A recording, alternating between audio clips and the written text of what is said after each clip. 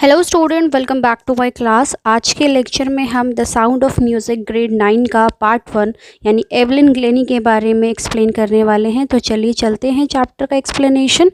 देखिए चैप्टर का नाम क्या लिखा हुआ है, Evelyn Glennie listen to sound without hearing it. Student, ये जो चैप्टर है ये अपने आप में ही एक इंस्पिरेशन, अगर मैं बोलूँ कि आपको एक मोटिवेशन चाहिए तो आप इस चैप्टर को ज़रूर रीड कीजिएगा और आपको इससे at the end of chapter you will get some motivation points. तो चलिए चैप्टर का एक्सप्लेनेशन स्टार्ट करते हैं। पार्ट 1, दरअसल आपका साउंड ऑफ म्यूज़िक 2 पार्ट्स में डिवाइडेड है। फर्स्ट पार्ट हमारा एवलिन ग्लेनी का है और सेकंड पार्ट हमारा बिस्मिल्लाह खान का है। इस लेक्चर में हम सिर्फ पार्ट 1 डिस्कस करेंगे। देखिए चैप्टर का नेम क्या दिया गया है, Evelyn Glennie listen to sound without hearing it. यानी कि एवलिन ग्लेनी एक लड़की है जो सुनती है साउंड को विदाउट हेयरिंग इट, बिना उसे सुने। अब देखिए कैसा अटपटा लग रहा है ये सुनने में ही। तो चलिए एक्सप्लेनेशन चलते हैं। बिफोर यू रीड, उससे पहले हम कुछ पॉइंट्स हैं वो डिस्कस कर लेते हैं। God may have taken her hearing but he has given her back something extra ordinary. यानी भगवान ने उससे उसकी हियरिंग यानी सुनने की क्षमता वो ले ली है, लेकिन उसके बदले उसे कुछ एक्स्ट्रा ऑर्डिनरी दिया, यानी बहुत अनोखी चीज़ ऐसी दी है। वट वी हेयर, जो हम लोग सुनते हैं, शी फील्स, वो उसे फील करती है।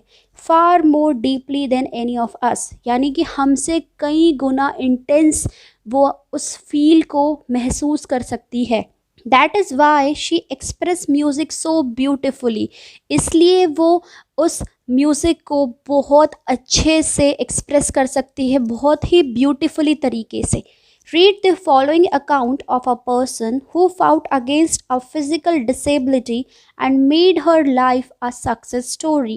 यानी कि अब हम ऐसे ही एक इंसान की जीवनी के इंसान के बारे में पढ़ने वाले हैं जिसने फाउट अगेंस्ट यानी कि जो किसके खिलाफ लड़ी थी, एक ऐसी फिजिकल डिसेबिलिटी जैसे स्टूडेंट किसी कोई सुन नहीं पाता, कोई जिसमें कोई ना कोई डिसेबल्ड चीज़ होती है, कुछ ना कुछ प्रॉब्लम होती है सुनने की, बोलने की, चलने की, अलग अलग जैसे हैंडीकैप स्टूडेंट्स होते हैं वैसे ही।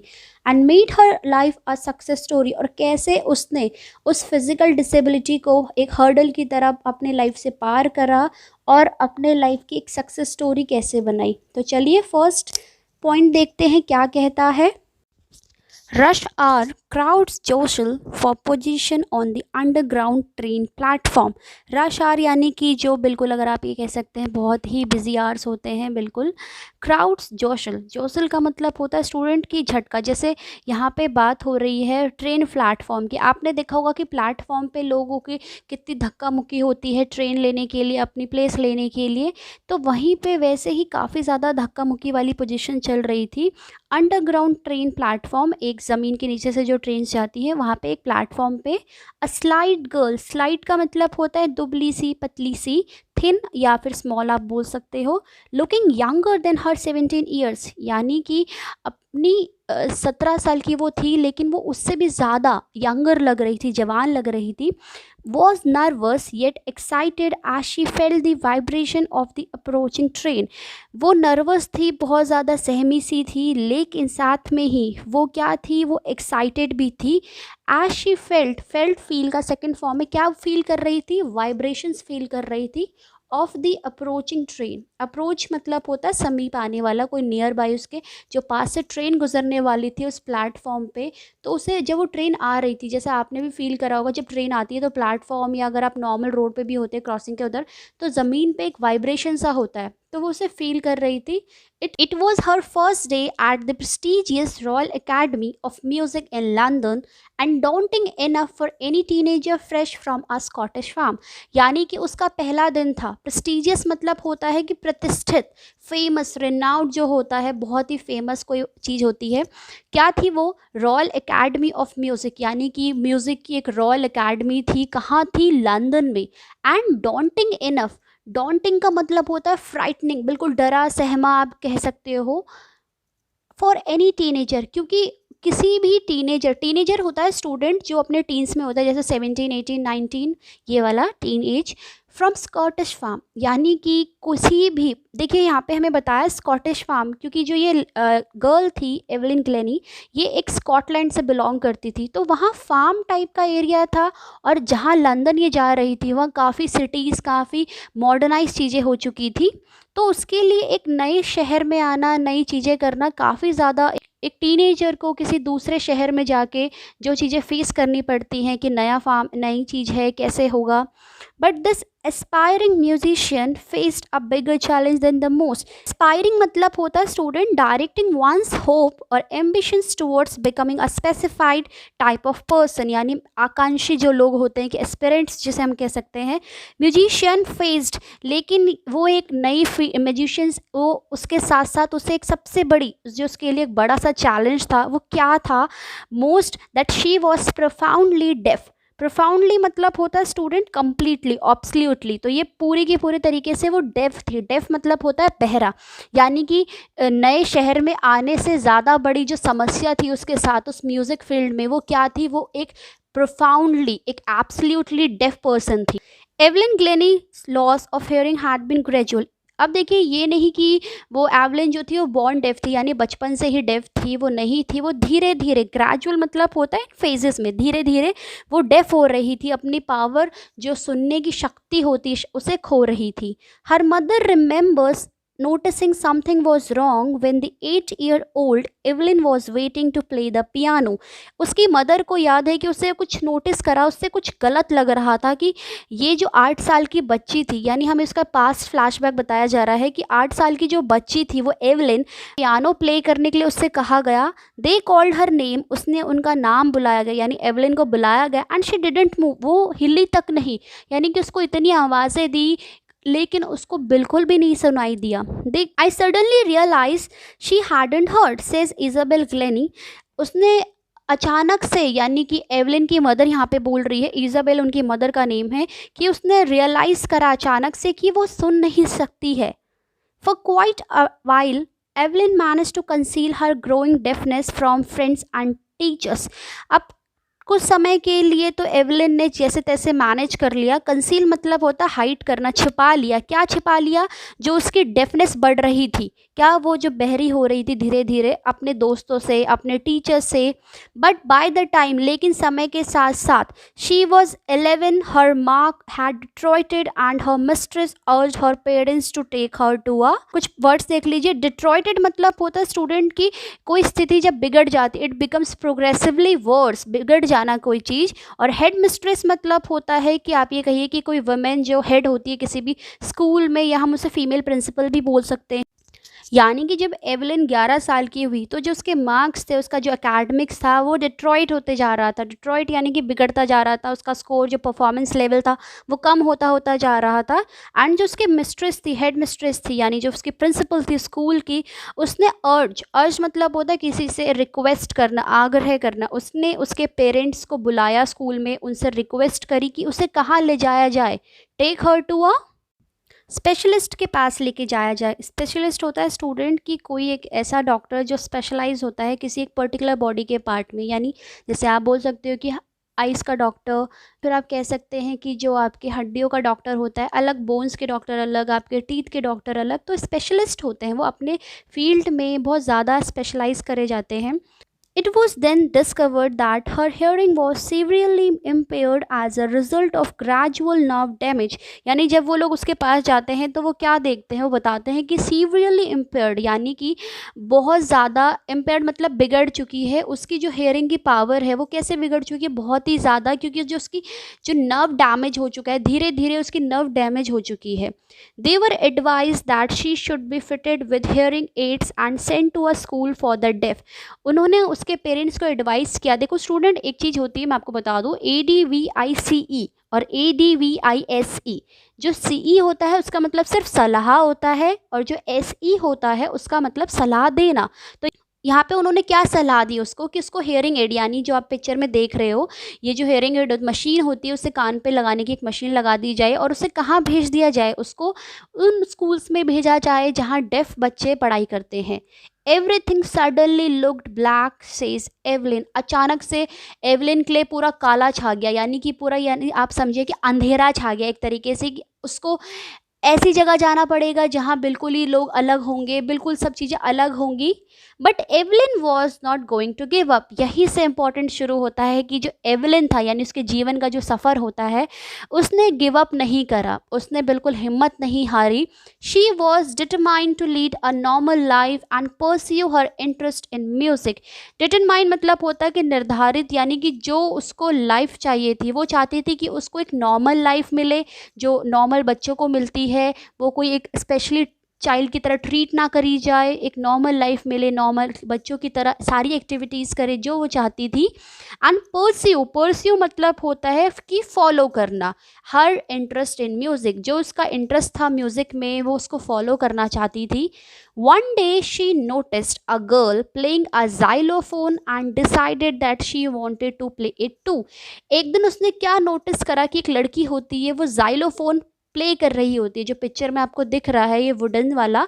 अब जाइलोफोन क्या होता है, एक तरीके का म्यूजिकल इंस्ट्रूमेंट होता है with row of wooden bars of different length, अलग अलग लकड़ियों के टुकड़ों के हिसाब से बनाया जाता है, एक म्यूजिकल साउंड देने के लिए अलग एक इंस्ट्रूमेंट होता है। उसने देखा कि एक लड़की उसे प्ले कर रही थी और उसने डिसाइड कर लिया, मतलब उसने सोच लिया कि उसको भी ये प्ले करना है, बजाना है। प्ले यहाँ पे खेलने के सेंस में यूज नहीं हुआ है, उसको इंस्ट्रूमेंट को बजाने के सेंस में यूज किया है। Most of the teachers discouraged her, बहुत सारे टीचर्स ने उसको डिस्करेज करा कि भैया तुम्हारे बस का नहीं है, तुम नहीं कर सकती, तुम बहरी हो, तुम्हारे से नहीं होगा, बहुत सारी चीज़ें उसको डिस्करेज करा।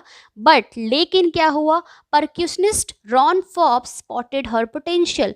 परक्यूनिस्ट का मतलब होता है स्टूडेंट की एक ऐसा इंसान जो ड्रम प्ले करता है और तबला प्ले करता है, और स्पेशली ऑर्केस्ट्रा में, यानी अगर हिंदी में बोलूँ तो ताल वादक, जो परक्यूशनिस्ट होते हैं, उन्होंने उसका पोटेंशियल पहचान लिया। पोटेंशियल होता है किसी भी चीज़ की क्वालिटी या ability that any can be developed, यानी कि उसकी क्षमता। तो यहाँ पे जब रॉन फॉप्स ने उस बच्ची का, यानी एवलिन का पोटेंशियल पहचान लिया, तो उन्होंने क्या करा, he began by tuning two large drums to different notes. उन्होंने दो अलग अलग बड़े ड्रम्स को एक साथ मर्ज करा, उनकी डिफरेंट ट्यून्स करी उन अलग अलग नोट्स पे। एंड व्हाट ही से, इसके बाद जो इम्पोर्टेंट होता है उसकी लाइफ का सबसे टर्निंग पॉइंट आप कह सकते हैं, या 360 डिग्री उसकी लाइफ पूरी चेंज हो गई थी। Don't listen through your ears he would say, उसने कहा तुम अपने कानों से मत सुनो। देखिए बिल्कुल कितनी इंटरेस्टिंग बात है। Try to sense it some other way, यानी कि इसको सेंस करो किसी और तरीके से, यानी कि इसको फील करो। Says Evelyn. Suddenly, I realized I could feel the higher drum from the waist up and the lower one from the waist down. फिर एवलिन क्या कहती है स्टूडेंट के, अचानक से उसने क्या रियलाइज़ किया, क्या महसूस किया कि जो हायर ड्रम था, यानी जो हाई नोट्स थे, वो उसकी वेस्ट अप, यानी जो हमारी कमर होती है उसके ऊपर वाली जो हमारी बॉडी पार्ट्स होते हैं उसमें उसको कुछ सेंसेशन फील हो रही थी, और जो लोअर नोट्स हो रहे थे वो उसको वेस्ट डाउन, यानी कमर से नीचे वाला जो बॉडी पार्ट होता है उसमें उसको सेंसेशन फील हो रही थी। Forbes repeated the exercise, Forbes ये एक्सरसाइज रिपीट करता रहा, यानी जो ड्रम प्ले की थी। And soon Evelyn discovered that she could sense some certain notes in different parts of her body. यानी अचानक उसके बाद ही जल्द ही एवलिन ने डिस्कवर, यानी कि खोज लिया था, पहचान लिया था कि भाई जो उसकी, वो क्या कर सकती है, वो बॉडी के अलग अलग पार्ट्स में अलग अलग नोट से उन नोट्स को, उन म्यूजिकल नोट्स को सेंस कर सकती है, फील कर सकती है अपनी बॉडी के अलग अलग हिस्से से। I had learned to open my mind and body to sound such and vibration.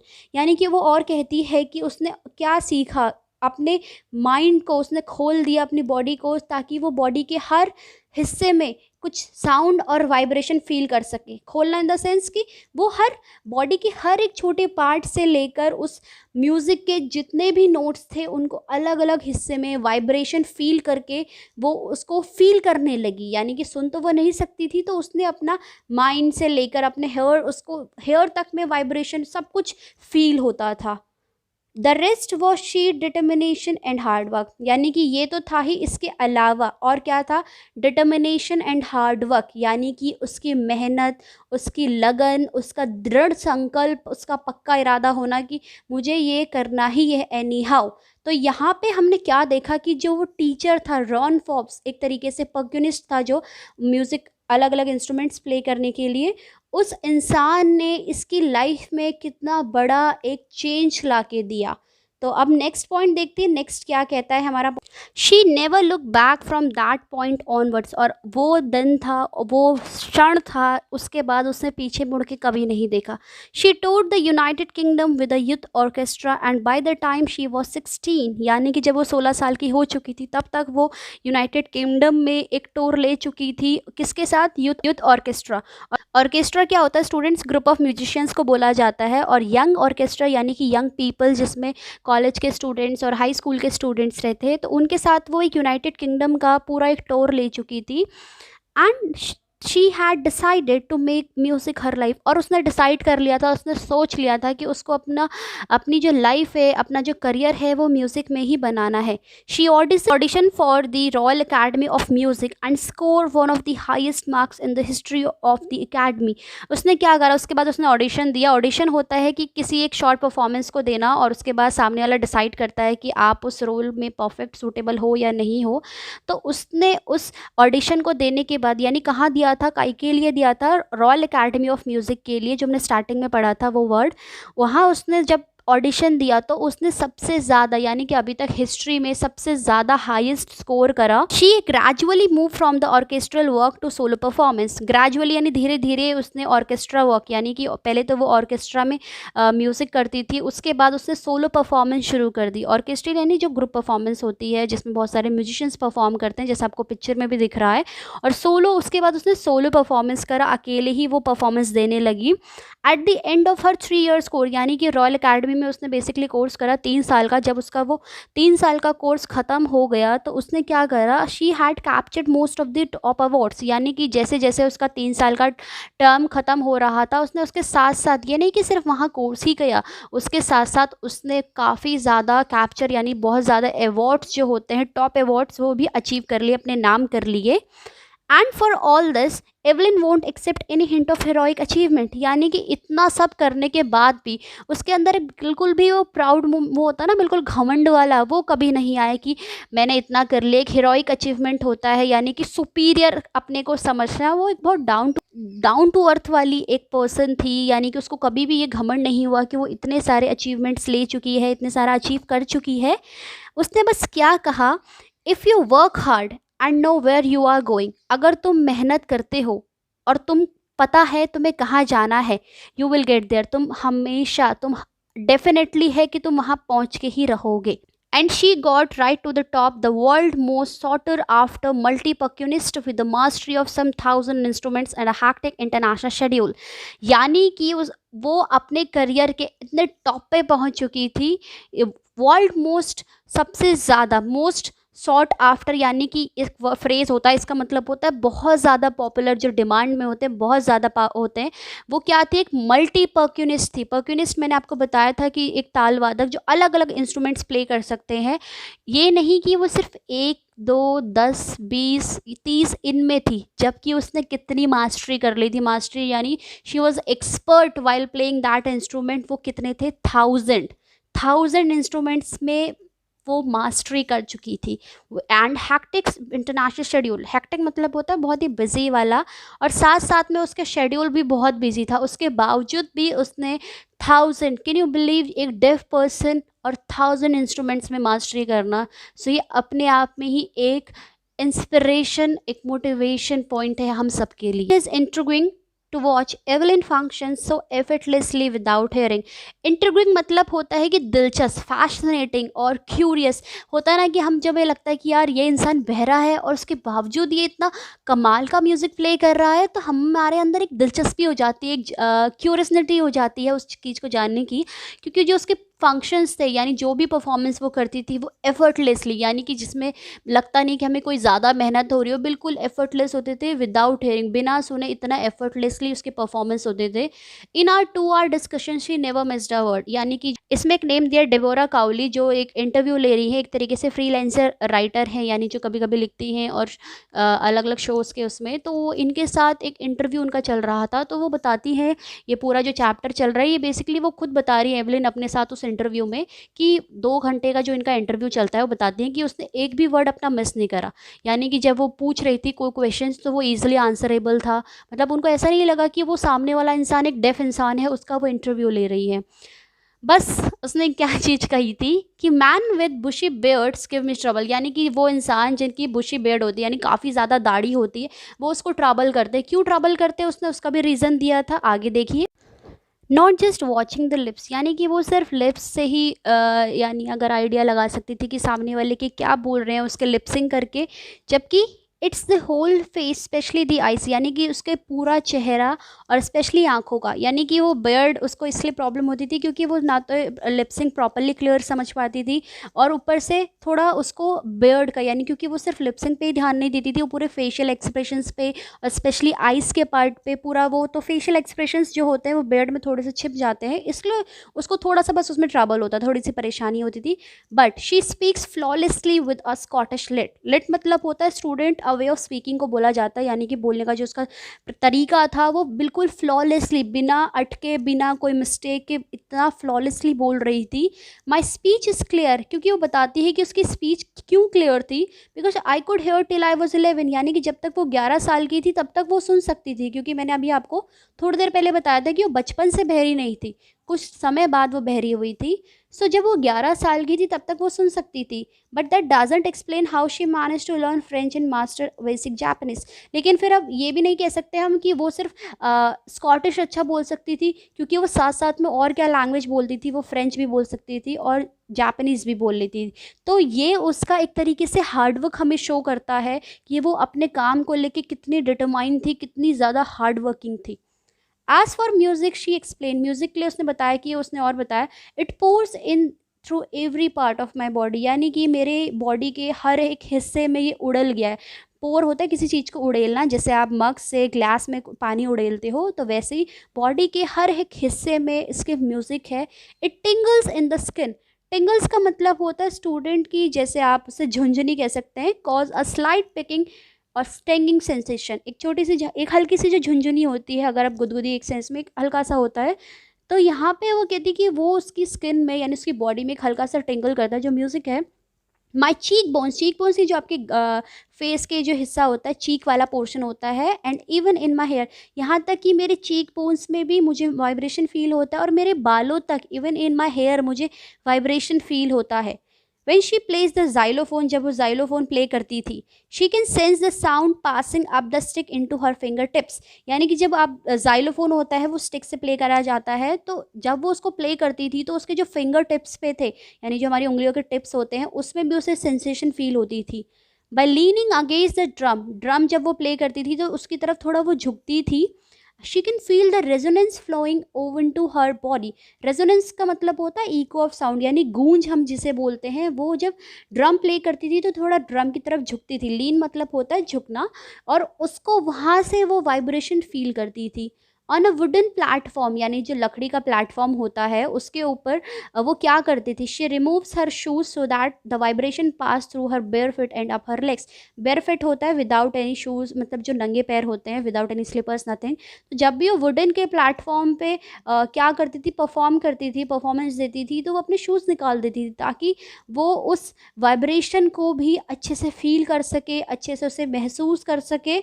Not surprisingly, यानी कि हैरानी की इसमें कोई बात नहीं होगी, एवलिन डिलाइट हर ऑडियंस, यानी कि एवलिन अपनी ऑडियंस को डिलाइट यानी खुशी नहीं देती होगी, इसमें कोई हैरानी की बात नहीं, क्योंकि वो इतना इतना एफर्टलेसली बजाती थी, इतना प्यारा प्ले करती थी। इन 1991, यानी कि 1991 में की बात है, she was presented with the royal philharmonic society prestigious soloist of the year award, यानी कि 1991 में 1991 में उसे क्या मिला था, रॉयल फिलहार्मोनिक सोसाइटी की तरफ से एक प्रेस्टिजियस, एक प्रतिष्ठित एक अवार्ड था। क्या अवार्ड का नाम था, soloist of the year. Says master percussionist James Blade, यानी कि जो जेम्स ब्लेड है वो भी एक मास्टर है उस पर्क्यूनिस्ट में। वो क्या कहते हैं, God may have taken her hearing but he has given her back something extraordinary. ये लाइन हमने शुरुआत में पढ़ी थी जहाँ पे मैंने आपको बताया था कि वो कहते हैं कि भगवान ने उसे सब कुछ ले लिया था लेकिन उसे कुछ एक एक्स्ट्रॉर्डिनरी पावर दी थी, ये समझ लीजिए। What we hear she feels, हम जो सुन सकते हैं वो उसे फील कर सकती है। Far more deeply than any of us, यानी कि हमसे कई गुना कई डीपली उस चीज़ को जाके। This is why she express music so beautifully, और यही रीज़न है कि वो म्यूज़िक को इतने प्यार से इतने ब्यूटीफुली अच्छे से तरीके से वो एक्सप्रेस कर पाती है। Evelyn confess that she is something of a workaholic, यानी कि वर्कaholic का मतलब होता है student a person who find it difficult to stop working, यानी कि काम में डूबे रहने वाला जो हमेशा खाली नहीं बैठ सकता, जिससे काम ही काम करना होता है। तो वो कन्फेस करती है कि वो एक वर्कaholic काइंड ऑफ पर्सन है। I have just got to work over harder than classical musicians, क्योंकि उसे पता है कि उसे दूसरों से ज़्यादा हार्ड वर्क करना होता है, दूसरों से ज़्यादा क्लासिकल म्यूजिशियंस में। But the rewards are enormous, लेकिन जो उसके बदले उसे रिवॉर्ड्स मिलते हैं वो बहुत बड़े होते हैं। Apart from the regular concert, क्या रेगुलर कॉन्सर्ट के अलावा, यानी जो नॉर्मल उसके शोज़ वगैरह होते थे, Evelyn also give free concert in prisons and hospital, यानी कि इसके बावजूद पेड कंसर्ट के अलावा वो और क्या करती थी, वो हॉस्पिटल्स में जाके, प्रिजन्स में जाके, प्रिजन जेल में जाके, यानी उनके लिए, वहाँ के लोगों के लिए एक फ्री कॉन्सर्ट करती थी। तो आप यहीं से देख सकते हैं कि वो इंसान कितनी डाउन टू अर्थ, उसका नेचर कैसा होगा। She also gives high priority to classes for young musicians, और उसकी जो हाई प्रायोरिटी होती है इंपॉर्टेंस देना, उसकी सबसे ज़्यादा इंपॉर्टेंस क्या आती है, वो देती थी क्लासेस को जो यंग म्यूजिशियंस थे, जो बिल्कुल नए नौजवान म्यूजिशियंस होते हैं। And Richlin of the Beethoven fund for deaf children says, यानी कि एक सोसाइटी है फंड बेथहोवन की, वो क्या कहते हैं एंड रिचलिन उसमें से कि उसके बारे में, she is a shining inspiration for the deaf children, कि वो एक शाइनिंग इंस्पिरेशन है एक डेफ बच्चों के लिए। They see that there is nowhere they can not go, यानी कि वो और क्या कहते हैं, वो कहते हैं कि अब वो जो बच्चे हैं डेफ बच्चे, वो ये सोच सकते हैं कि ऐसी कोई जगह नहीं है कि जहाँ वो नहीं जा सकते, यानी ऐसा कोई ऐसा फील्ड नहीं है जो वो नहीं कर सकते। Evelyn Gilani has already accomplished more than most of the people twice at her age. Evelyn Gilani, accomplished मतलब होता है achieved, यानी कि अपनी उम्र के दुगुने इंसान से ज़्यादा, यानी जितना वो दुगुना इंसान अचीव करता है वो उससे ज़्यादा अपनी उम्र में अचीव कर चुकी थी। She has brought percussion to the front of the orchestra, यानी कि जब कोई नॉर्मल दूसरा इंसान करता था, यानी जो डेफ नहीं था, तो कुछ इंस्ट्रूमेंट्स होते हैं ऑर्केस्ट्रा के, वो पर्दे के पीछे बजाए जाते थे, वो कभी स्टेज पे नहीं लाए जाते। लेकिन एवलिन ग्लेनी उन सारे इंस्ट्रूमेंट्स को ऑन स्टेज प्ले करती थी, सबके सामने वो प्ले करती थी। And demonstrate that it can be very moving, और डिमॉन्स्ट्रेट करती थी उन्हें अच्छे से, वो जितने भी इंस्ट्रूमेंट्स जैसे आपको दिख रहे होंगे पिक्चर में, ये सारे इंस्ट्रूमेंट्स ऑर्केस्ट्रा में मोस्टली यूज़ करे जाते हैं।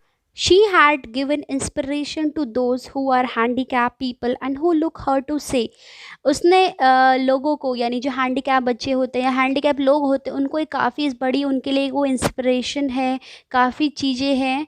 वो क्या कहते हैं, if she can do it I can, अगर वो कर सकती है तो हम क्यों नहीं, यानी कि ये सिर्फ उनके लिए नहीं जो हैंडीकैप्स हैं, आप खुद पे भी ये ट्राई कीजिए। जब ये इंसान ऐसा कर सकता है ओवर 1000 इंस्ट्रूमेंट्स में मास्टरी करना, ये डिसेबिलिटी के साथ, तो हम तो क्या नहीं कर सकते। And not the least, she has given enormous pleasure to millions, यानी कि सिर्फ इतना ही नहीं, उसने कितने लोगों को प्लेजर दिया, प्लेजर यानी कि कितने लोगों को आनंद दिया होगा अपनी परफॉर्मेंस से, या जो उसने किया है उससे कितने लोगों को हिम्मत मिलती होगी कि वो लोग भी कुछ ना कुछ अपनी लाइफ में कर सकते हैं। तो जो सबसे इम्पॉर्टेंट है, जो आप लोगों को इस कैरेक्टर से सीखना चाहिए, वो क्या है कि दैट लाइफ में कभी भी गिव अप नहीं करना चाहिए, चाहे कितने भी हर्डल्स आ जाए, कितनी भी प्रॉब्लम्स आपकी लाइफ में आ जाए, you have to face it and you have to overcome it. So this is all about the explanation. I hope कि आपको एक्सप्लेनेशन समझ आ गया होगा। आपको एक्सप्लेनेशन अच्छा लगा तो इसे लाइक, कमेंट, शेयर, और अगर आप चैनल पर नए हैं तो इसे सब्सक्राइब करना ना भूलें। मिलते हैं आपसे अगले पार्ट 2 में एक और नए इंटरेस्टिंग कैरेक्टर के बारे में।